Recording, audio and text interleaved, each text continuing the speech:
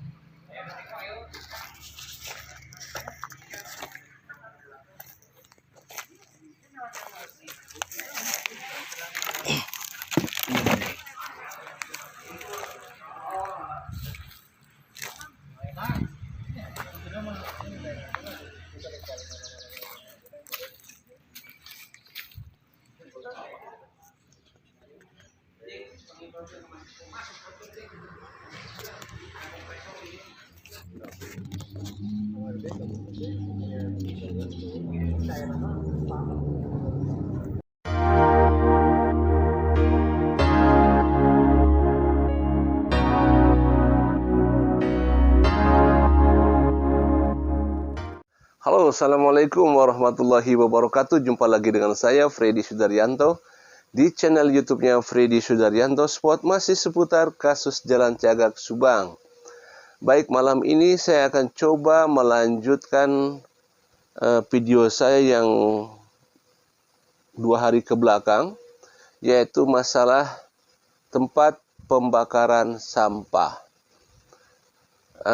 Itu yang kita ketahui bahwa waktu itu saya mencari tempat yang disampaikan oleh Bang Cecep, yaitu di channel YouTube-nya sebelum pukul 3, karena memang kita ketahui bahwa tempat itu ada di salah satu kota, dan kota itu adalah tempat kediaman saya. Nah, dan clue-clue yang disampaikan oleh Bang Cecep itu percis, walaupun tidak 100% percis ya, tapi ya ada kemiripan-kemiripan, dan akhirnya saya menemukan tempat pembakaran itu. Tapi waktu hari kemarin itu saya tidak menemukan jejaknya itu, karena memang tertutup pintunya, yaitu dipagar oleh bambu, dan saya tidak bisa masuk ke dalamnya. Ada tetap kepenasaran karena saya tidak maksimal waktu itu karena keburu maghrib, jadi saya tidak sempat menanyakan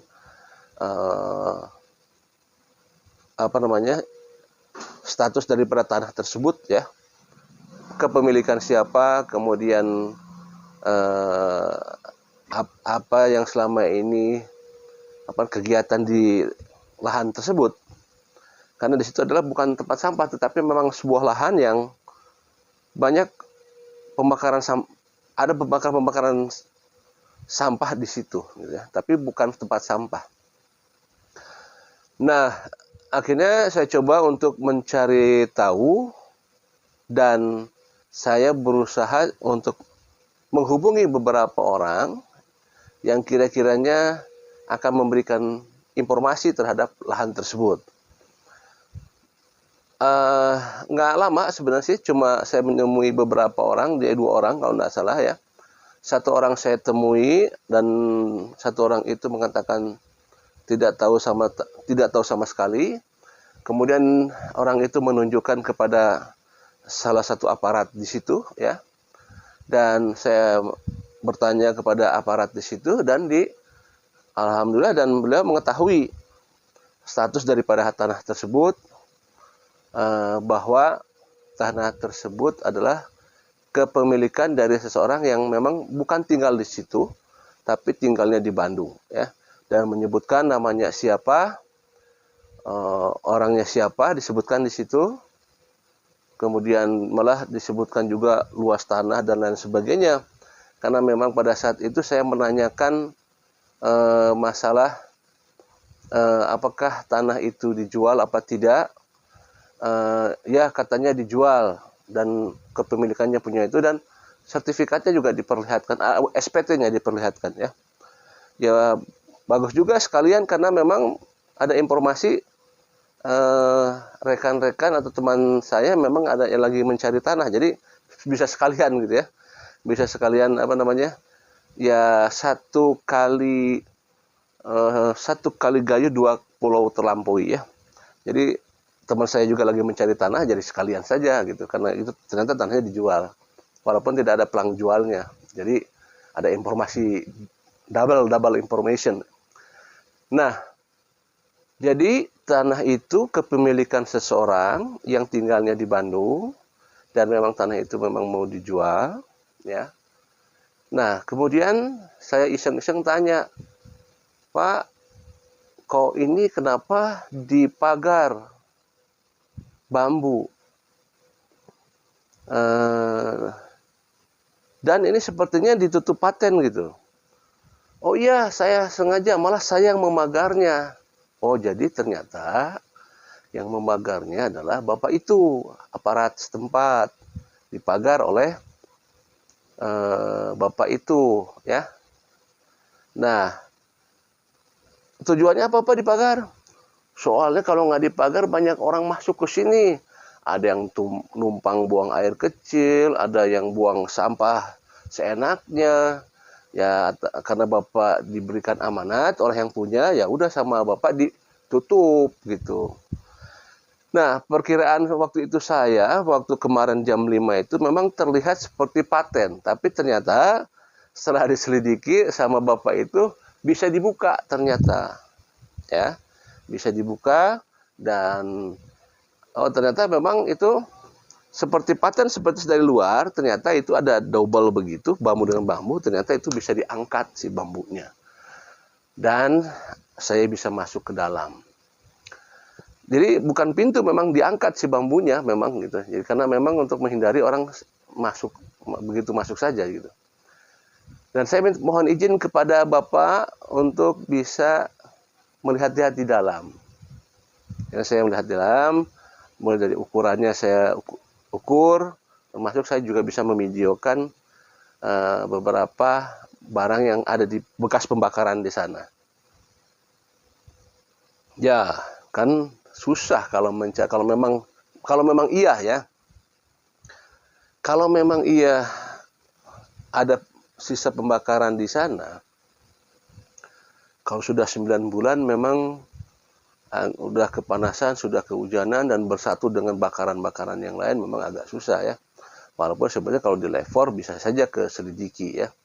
Tapi kalau sudah jadi arang ya memang Masya Allah.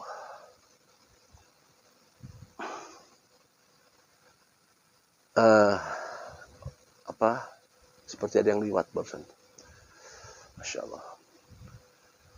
Apa namanya, bahwa tadi sampai di mana ya? Ya kalau misalkan arang itu, kalau sudah jadi arang, ya susah memang ya. Tetapi kalau dilepor bisa saja dicek gitu, seperti itu. Jadi sudah sudah saya